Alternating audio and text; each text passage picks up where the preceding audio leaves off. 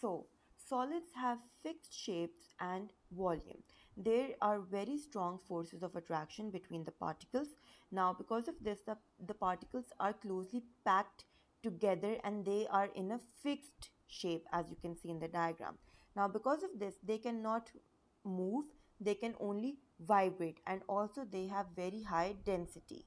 Now, liquids have weaker forces in them. The particles are close but not as close as the solids. That means that they can have irregular patterns. Now, the liquid particles can slide and move. Because of this, they can adopt different shapes. Now, liquids have fixed volume but they do not have a fixed shape. So, let's talk about gas. Now, gases do not have any intermolecular forces between them. The particles are in random movement, as you can see over here. Now, the particles are far apart and move quickly in all directions. So, there is no fixed volume and also they have low density.